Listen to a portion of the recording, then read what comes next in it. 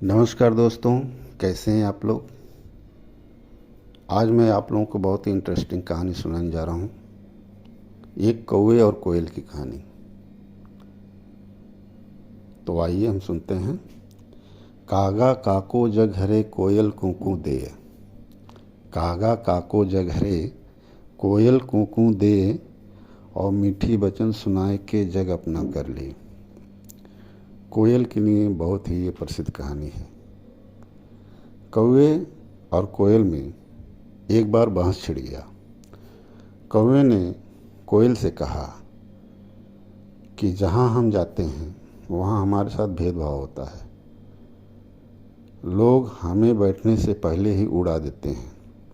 जहाँ मैं बोलना शुरू करता हूँ लोग हमें डंडे लेकर उड़ाने लगते हैं। लोग हमें पसंद नहीं करते हैं, लेकिन जहाँ तुम जाती हो वहाँ लोग तुम्हारी स्वागत करते हैं।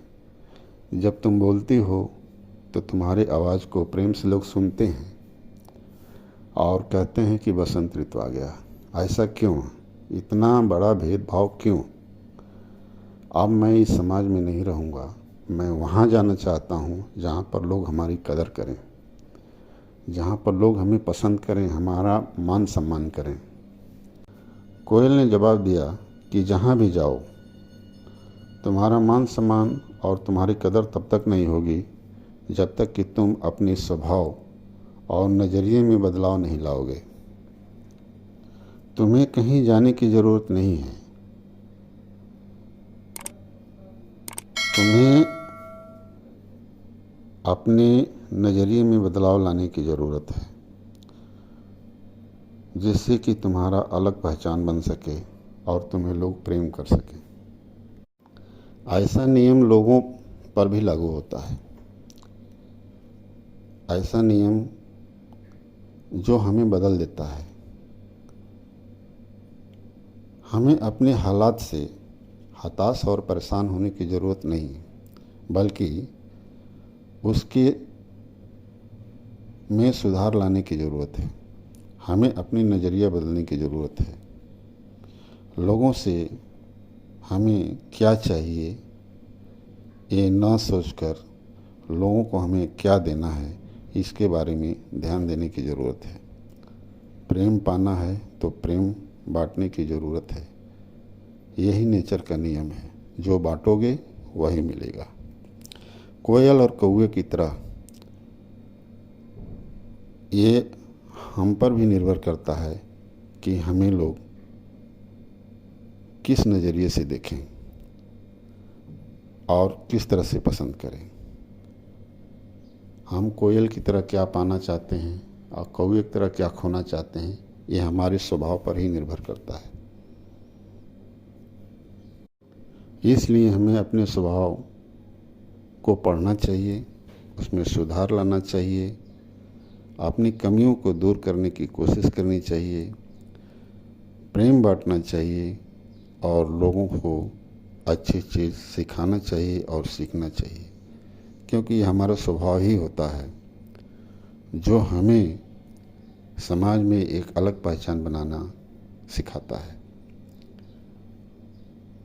स्वभाव हम एक वृक्ष से भी सीख सकते हैं, एक पेड़ से भी सीख सकते हैं।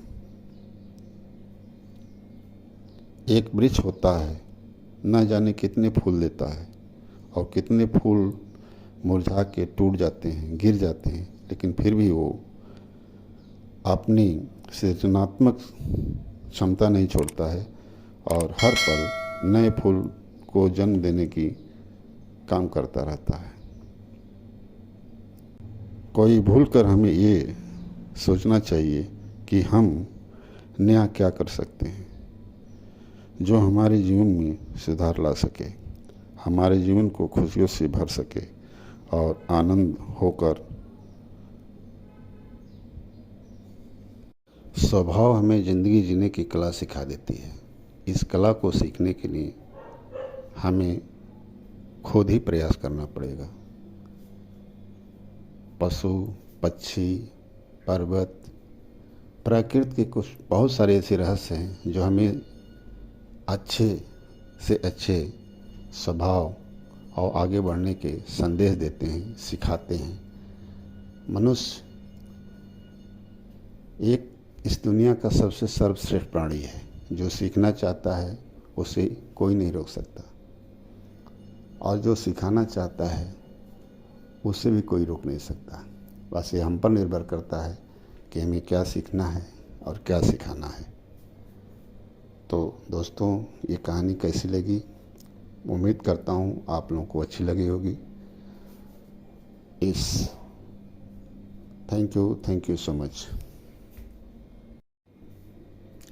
नमस्कार दोस्तों, कैसे हैं आप लोग? आज मैं आप लोगों को बहुत ही इंटरेस्टिंग कहानी सुनाने जा रहा हूँ। एक कौवे और कोयल की कहानी। तो आइए हम सुनते हैं। कागा काको जग हरे कोयल कूकू दे। कागा काको जग हरे कोयल कूकू दे, और मीठी वचन सुनाए के जग अपना कर ले। कोयल के लिए बहुत ही ये प्रसिद्ध कहानी है। कौवे और कोयल में एक बार बहस छिड़ गया। कौवे ने कोयल से कहा कि जहाँ हम जाते हैं वहाँ हमारे साथ भेदभाव होता है। लोग हमें बैठने से पहले ही उड़ा देते हैं।